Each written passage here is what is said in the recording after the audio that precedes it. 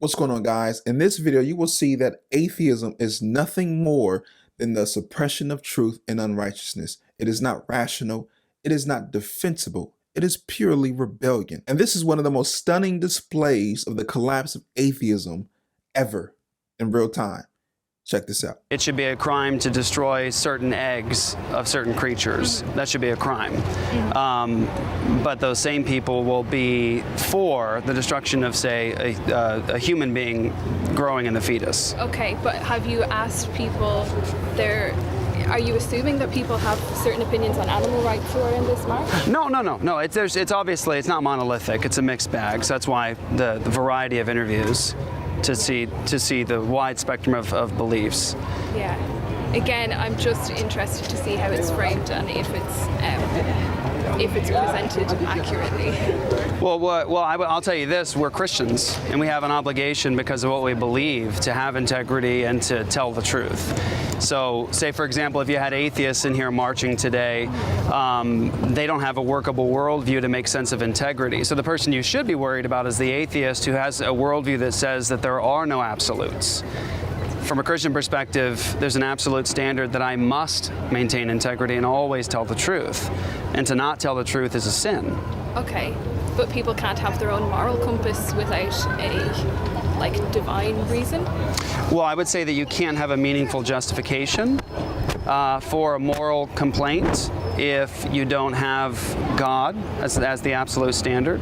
So, for example, if you were to take the atheist framework, right, and say the view of origins, where... Is there an atheist framework, or is Sure. atheism literally just the meaning, not believing in God? Well, you could say that the statement, the claim, there is no God, but it's not... But is it a statement of all people who may consider themselves atheists, or maybe best described as atheists because of their belief or lack thereof? Is there something to say that they all share something?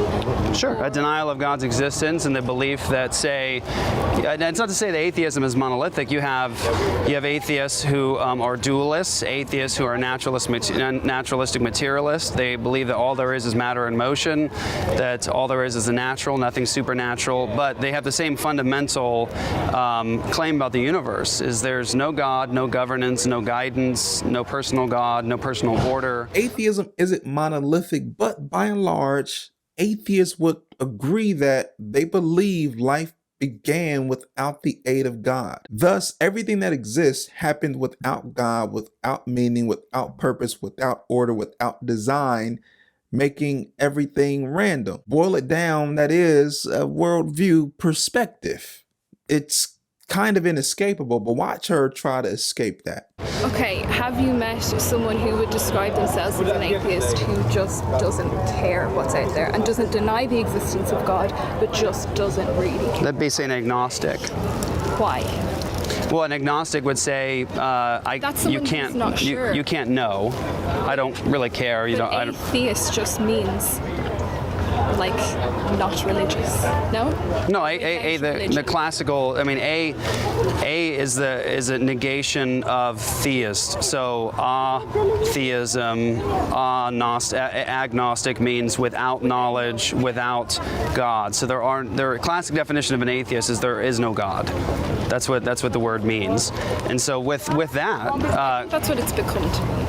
well, that's the classic definition. People who choose to ascribe to, well, there may be people who choose to use that word who are very adamant that they're, in the same way that there are some people who would deem themselves religious, especially in a place like Ireland. There would be people that I know who may say, well, maybe I'll get married in a church just for giggles kind of thing, but actually if you sat down with them, they probably don't believe it would just be cultural anything. Right. It's cultural, yeah, exactly. And I think but then you have people who feel very strongly about their beliefs, and I think there would be people who feel very strongly about their lack of belief. But I suppose a belief that there is no God is a belief. Sure it is. And at the same time, but then I think there are people who just don't.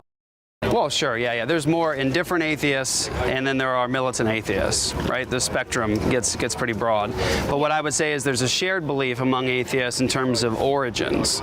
So atheism is a denial of God's existence, but atheism has a particular metaphysic, a particular ethic, a view of how they know things. Now, it may not be the same across the board, but say, for example, if I walked up, say, the typical kind of secular, educated person today who denies God's existence, and I'd say, how did we get here?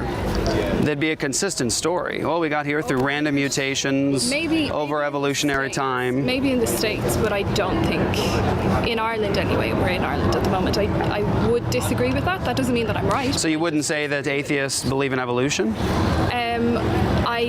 That's not what I said. So that you do agree then they would? But, well, I can't speak on behalf of someone else. You'd have to ask every single atheist in the world. Sure, no, and you heard me say before that atheism isn't monolithic. Yeah, exactly. But they share particular beliefs about, because you can't just say there is no God and then nothing happens. There's no neutrality. Everybody has a particular view of, say... okay, use me as an example of neutrality. I just don't think it's relevant. I'm here now. I don't see what is relevant as to what might happen. Well, I'll show you I'll show you how it is relevant. Let's take two frameworks, say the Christian worldview and the atheistic perspective. Okay. Perspectives. Okay, so say multiple. I'm not going to identify with either of those. That's fine. No, you don't have to. Just take it as an experiment, a thought experiment. Yeah. Okay. So let's say someone says, "Well, I don't think it really matters. The question of God doesn't matter." Okay. A person who kidnaps and rapes and mutilates a child. Is that wrong? Yes. On what basis? My gut. What's that? My gut. My own Your gut? feeling. Yeah. Well, the person who rapes the child, his pleasure was that he thought it was a good, moral, happy thing to do to the child. And your gut has no authority over him. This is a random universe where there is no God, no justice. Yeah, but okay, so what's your point in that? My point was you said that you don't think it matters. Yeah. And I'm demonstrating to you that it does matter, because if we take the atheistic framework, it matters because atheism would ultimately say that we all came from highly evolved societies of bacteria. We're in a universe that doesn't care about us. There is no God above us, only sky above us. There's no meaning, no value, no purpose. I'll give you Dawkins, Richard Dawkins, famous atheist. He says there is no good, no evil. There's only blind and pitiless indifference, which means that the raped, mutilated child, what happened might have been painful, but it wasn't wrong from an atheistic framework. If the universe randomly exists, there is no moral judge, there is no moral standard, which means there are no immoral acts. She doesn't understand the flaws of her own beliefs, but they're about to become very apparent. Watch this. Okay. But I don't see what the difference would be just because, let's say, God existed and the same thing happened to that child. Right. I have a meaningful... How has that changed the actual situation? It hasn't. Right. No, we're in a fallen world and evil things happen in a fallen, sinful world. But we're talking about the moral foundations of being able to complain about a child being raped. The atheist has no ultimate meaningful... But that's your opinion.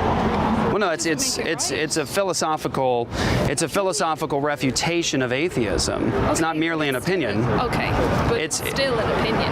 Well, it may not be merely an opinion to you, but it still is an opinion. Well, it's about what provides meaningful preconditions for moral indignation over atrocities like that. Now, atheism says all that was a bag of biological stuff that ultimately it's protoplasm in a universe that doesn't care. That's the atheistic perspective. Now, from my perspective as a Christian, that was the image of God. There are absolute standards of good.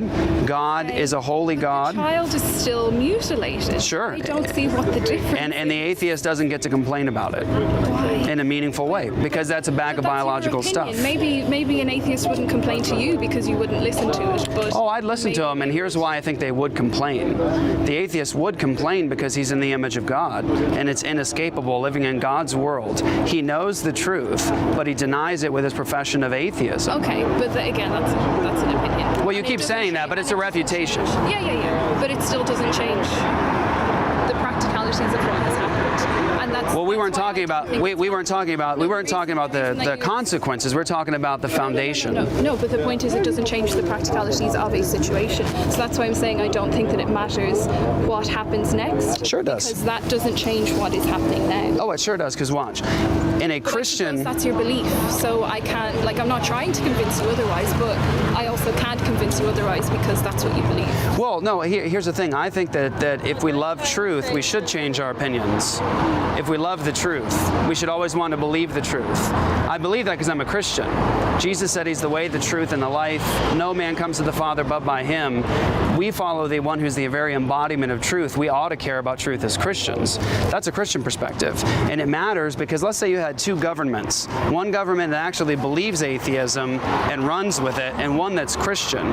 The atheistic government, if they lived on its principles, would say there are no moral absolutes, there's no punishment, no justice, and there's no ultimate meaning. But then you would be using atheism like a belief system. Sure, because it is. Any belief system, any absolute belief system is something personally that I cannot ascribe to because I don't. Do you believe that? What you just said, you believe it? Well, now you've asked me that, which makes me feel like I haven't articulated myself accurately. It means it's a self-refutation.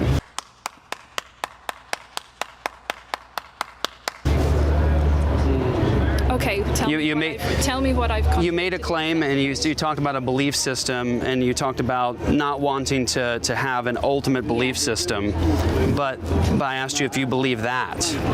Yeah. And you ultimately would say yes, which means that the two statements they wipe each other out. Well, tell me that again. Okay.